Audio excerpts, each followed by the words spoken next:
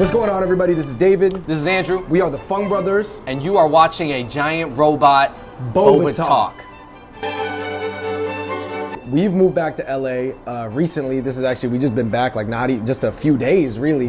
So we moved out, we lived in the LA area, including the 626, for about 5 years almost. Yeah. And then we moved out for about 14 months, lived in New York, lived back in Seattle, traveled around Asia, and we're back in LA. We have a whole new mindset, kind of refreshed perspective, and we're ready to get a lot of things done, and we're trying to build a company right now. Because sometimes you got to just get out to see things, and even when you travel, it's not enough. You have to go and like do things, lift your roots up, and then go plant them other places. But to be honest, at the end of the day, for media, entertainment, the Asian American pop culture, the Asian American subculture, there's no better place than LA. And plus, you can just film you can film 340 days a year. You only get rained out 20 days. You really know what was funny? I guess it wasn't so obvious to us at first why we needed to be in LA, but everybody's just like, oh yeah, you guys should move back down to LA. Even my parents were like, yeah, that's where you guys like made all those videos and you guys like built your careers. Why don't you guys move back to LA? And we're like, oh, I guess it was a lot more obvious to other people. But I think we just had to go see the world, and we had to live in New York because we love New York so much, and which we're gonna go back to a lot, but as far as like starting something there, it's tough. Basically, our newfound mission, actually I think it was always a mission that we had, but there's a kind of a renewed focus, is to build a media property, a media company that doesn't require me and Andrew to star in every video. Because like, I don't know if you guys watching have ever seen the Fung Bros channel, but there's like a variety of topics, but they're all hosted by me and Andrew. So it's essentially, in a way, it's me and Andrew hosting an entire like MTV channel in terms of the diversity of topics, but it's all hosted by us. Luckily, we're kind of into a lot of different stuff, but at the end of the day, you don't ever want to feel like you have to be in every single video for the rest of your life. You would never want to run an entire channel one person. If you look at the roster of hosts that an actual channel has, and they do produce more shows than us, but they probably have like 15. You know what I mean? Yeah, so, and we're trying to also do this to help other people out and put them on. I think by increasing the talent that we have on our channel, I mean, that's just going to build more personalities, more social media influencers, and everything like that. I mean, I think there's a lot of people out there who actually really want to get into media, but they feel like they kind of need some structure there for them, but they can do the work if put into that system, and that's what we want to do. We want to create a system for people to jump into and be part of it. Yeah, I want to provide opportunities for Asian Americans, but really anybody who can't really find their place in mainstream media. Because if you guys know about the mainstream media like system, there are barriers to entry, and you have to look a certain way and be a certain height and have a certain nose shape. Speak a certain type of North American Midwest English. Even in your accent, right? You know what I mean? So I think that I would love to build properties for people who, and shout out to BuzzFeed and other channels that do that, you know what I mean? Like, I think BuzzFeed has done a good job of building out stuff for maybe like, I almost want to say like, and I don't want to use this word, like geeks. Like, you know what I mean? Like, BuzzFeed is a place where for geeks can go make a bunch of videos and get a bunch of hits, and those videos add value. I think, like, for example, if people didn't wonder about some of those topics, they wouldn't do that well. So I think that for us, we just have topics that we want to talk about, and we have people we want to plug into those systems. So we're just trying to do it. And there's many voices that are getting put on by these media companies, such as BuzzFeed or even Complex or Vice. I think there's so many more voices out there that are relatable, that need to be heard, and I think that there's an opportunity for that, and there's definitely a space. And I think we have the mindset and the perspective to do it, but right now we're just in the building process, trying to find the right people to help structure the system. I think that's the thing that a lot of people don't know. It's like, you can work as hard as you want as an individual, but unless you build an infrastructure that's perpetual and automated, you're not really building any sort of company. You're not really any different than just like somebody who's just like a traveling musician and just doing a bunch of different shows. It's like working at a barbershop. If you're just working there, you have to keep cutting hair to make money. But unless you maybe own the shop, then money comes in and you don't have to cut there anymore. All right, real quick, let's explain what I'm munching on right now. So we are in Alhambra, California right now, which is in the San Gabriel Valley. Shout out to the 626. And this is actually Cream Bee, and they serve organic honey flavored dessert treats, oftentimes with soft frozen yogurt. Shout out to Cherry Yo, and this her whole is family. delicious, by the way. And I'll tell you this about the honey, is that there's a real difference between organic raw honey versus the honey that you get out of the squeeze bottle at like your grocery store. Okay? It tastes completely different. It tastes more fragrant. It's like sweeter. It doesn't taste like there's sugar in it. It's just good though. But definitely soft serving honey, I think such a simple treat. People didn't think would be so good. The reason that we, the Fung Bros, want to build a media property that definitely helps out Asians, but other underrepresented groups as well. I don't want to only limit it to Asians, but obviously being Asian, I understand that struggle particularly, like viscerally, personally.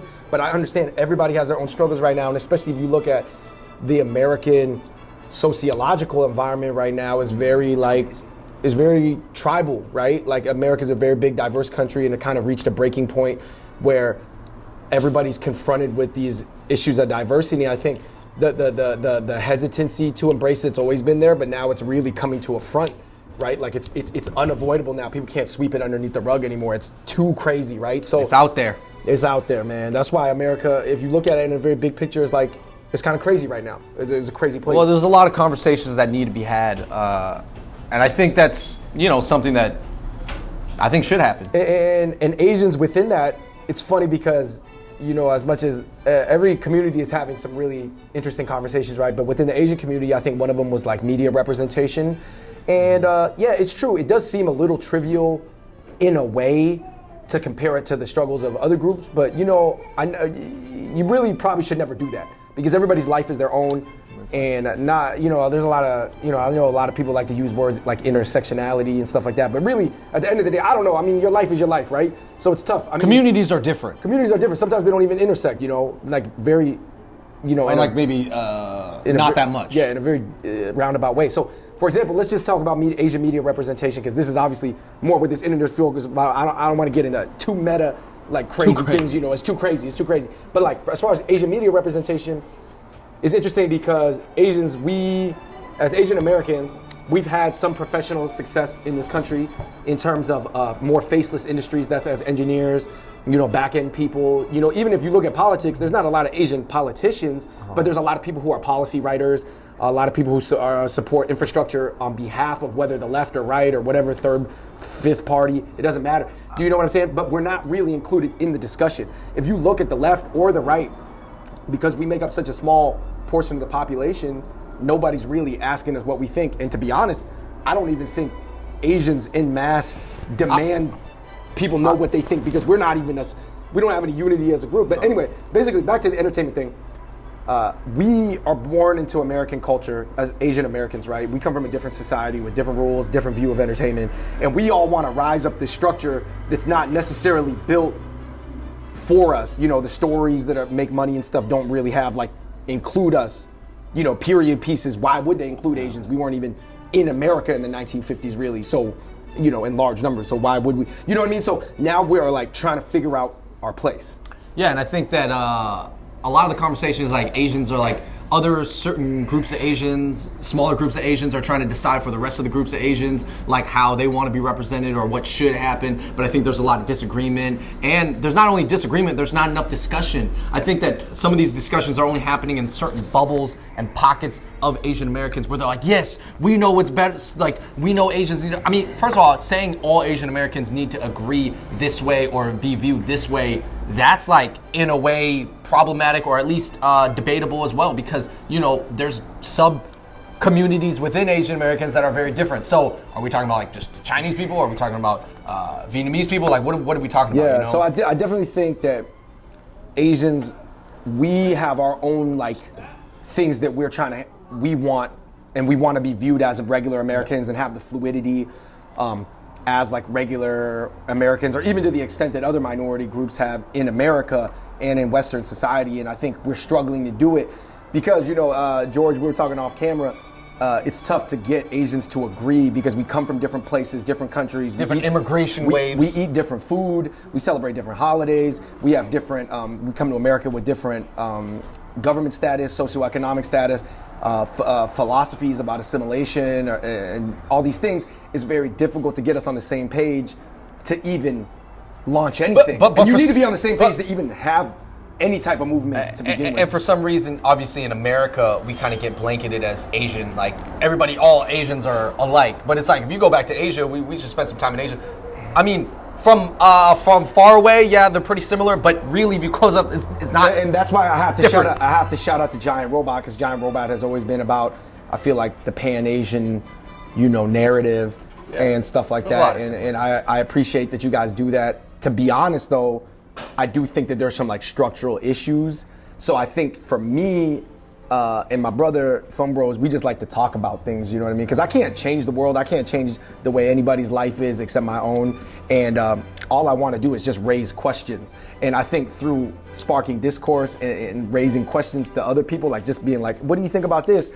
Maybe organically people can gel together over time, only once everything's out in the open. But I would definitely caution anybody who like is like, yo, I really need Asian Americans to like be unified and feel Pan-Asian like next year.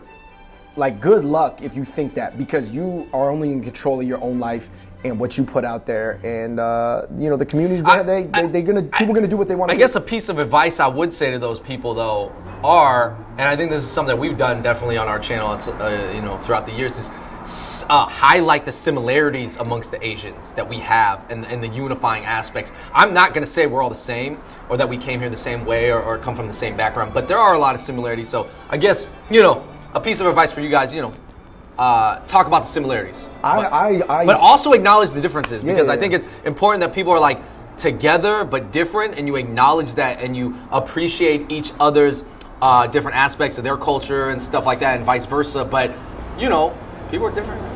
I want everybody, any marginalized group, to come up, but it's only gonna it's gonna happen once. It's gonna take time. It's gonna take time, and like one thing I would tell people is don't have your happiness hinge on whether or not we get a straight Asian male lead, romantic lead in a movie, because if you just crunch the numbers and the algorithm of this society, it's just not going to happen. What I would say, to be honest, and this is actually a controversial opinion, it's not really controversial, because uncommon. Yeah, it's an uncommon opinion. Just learn to enjoy a movie from Asia where there's an Asian guy with the lead. Like, if you can't enjoy that and you only want an ultra American story just starring an Asian guy that's like raceless, like, then you might have a problem with the content you're consuming and how narrow-minded. You know what I mean? Like, a lot of people was complaining about the great Matt Damon being the person in Great Wall. They couldn't even name one Asian actor to replace him. Like, there's people who are complaining about Matt Damon, and then when you go, hey, what about this Jiang Wen? Jiang Wen is this like dope Northern Chinese actor. People be like, oh, forget him. Okay, so what? Forget Jiang Wen, but forget Matt Damon? So then who should play John Cho? I don't understand what you want. Like, it's about the Great Wall, so you're not gonna put John Cho in it. You know what I mean? So it's like, shout out to him, but I wouldn't want to see him in Great Wall either. You know what I'm saying? Maybe Jet Li, but then it's like, would you go support a Jet Li movie? Because you have to understand, growing up, I remember my dad took us to see every Jackie Chan, Chow Yun Fat movie.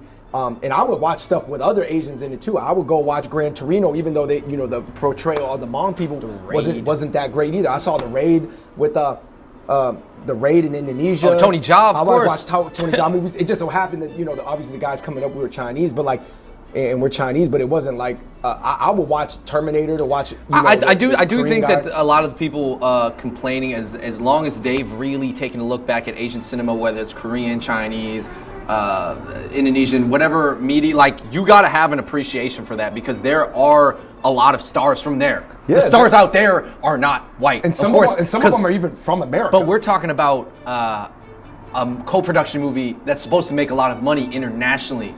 Okay, so I'm not making excuses. I'm not saying Great Wall was a great movie, or I'm not saying there wasn't some, as an Asian guy, do I wish that there was more masculine, heroic characters in that? And was it weird that it was directed by Zhang Yimou, famous Chinese director? Yeah, I kind of wish they didn't. If I ever see Zhang Yimou, I'm going to tell him that. But I know that I consume so much Asian media that I'm okay with it for now.